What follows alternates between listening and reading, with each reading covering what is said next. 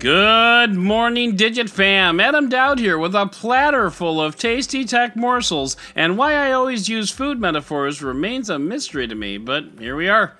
We've got a lot to get to today, so let's, get to it. It is September 5th, 2019, and this is your Digit Daily. We have a trio of top stories to get to, all coming from Samsung, even though two of them are really just updates to top stories that we've already covered, starting off with the Samsung Galaxy Fold. Pretty simple, the Fold launches this week in South Korea, followed by Europe, Singapore, and the UK on September 18th, and in the US, quote, in the coming weeks. Rumors increasingly suggest that the coming weeks is actually September 27th. Also launching with the Galaxy Fold is a new premier customer support for the Fold.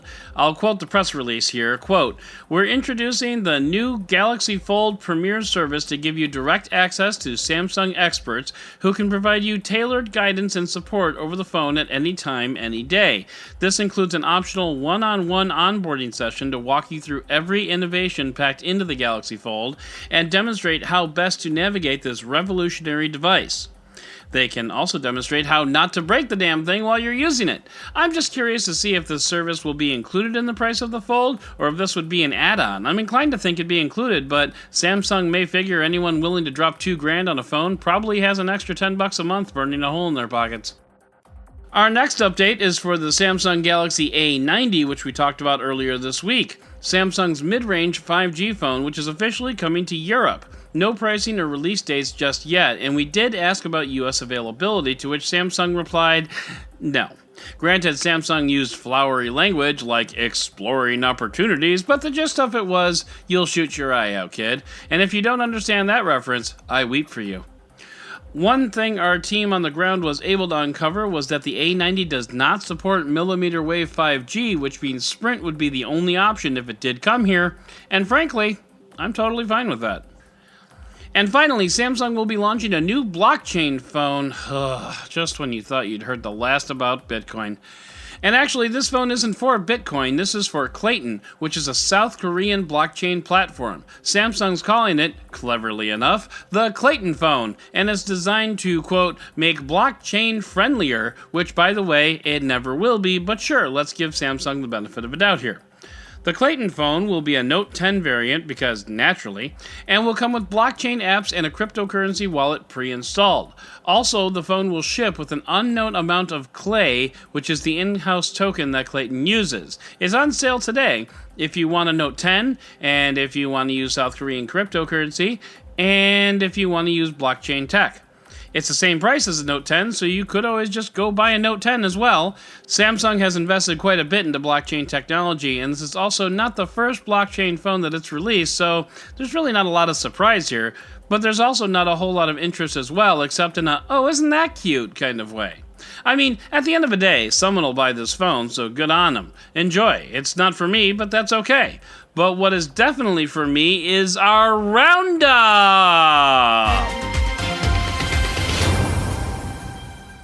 I'm taking this first story directly from the newsletter intro because it's delightful. Yesterday, Acer announced the Swift 5, the world's lightest 14-inch laptop, weighing in at a paltry 900 grams.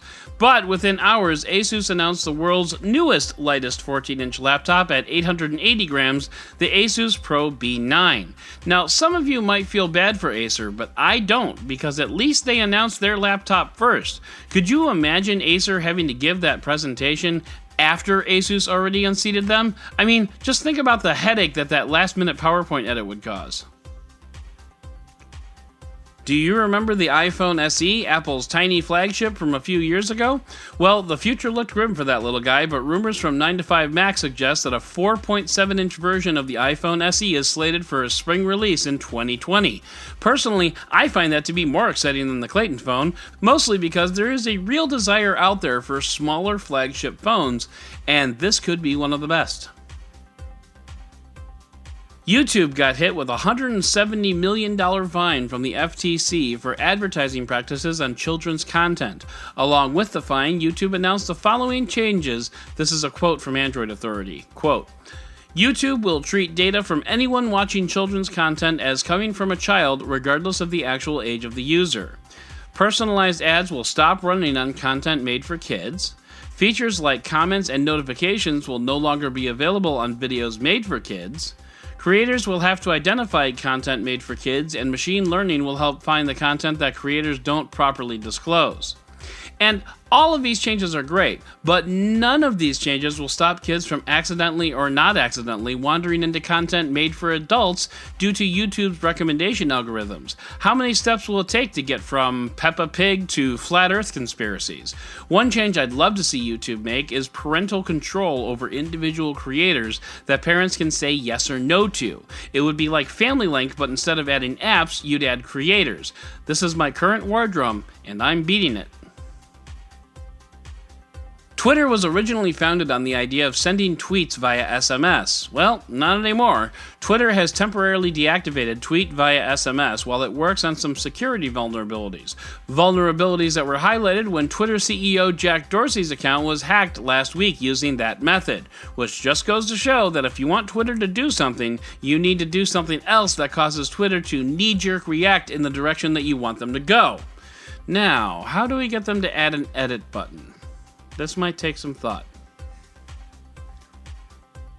And finally, a Reddit user bought a MacBook Pro with a smashed Retina display for about $170, then proceeded to mod it by attaching an iPad where the screen used to be. He then used Sidecar from a Mac OS Catalina beta build to mirror the screen to the iPad via Bluetooth and another app called Keyboard Maestro to get the laptop's keyboard to work. The result is a mostly functional MacBook with a touchscreen and Apple Pencil input. Plus, you can remove the iPad and just use that, and I kind of really want one of these. Plus, this is a great reminder that Sidecar is coming to Mac OS Catalina, which means I'll be able to use my iPad as a third screen on my computer setup at home, and now I really want Catalina as soon as possible. In the meantime, dude, there is no reason why you should not be on stage next to Tim Cook and Company on September 10th. You need to showcase this thing, man. So that's going to do it for today's Digit Daily. If you'd like to learn more about any of these stories, check out the links in the show notes and subscribe to our daily newsletter on Digit.com. And if you like what you heard, subscribe, leave a review, and don't forget to tell your friends about DigitDailyPod.com. Once again, I'm Adam Dowd, Dead Technology on Twitter, and we'll talk again tomorrow.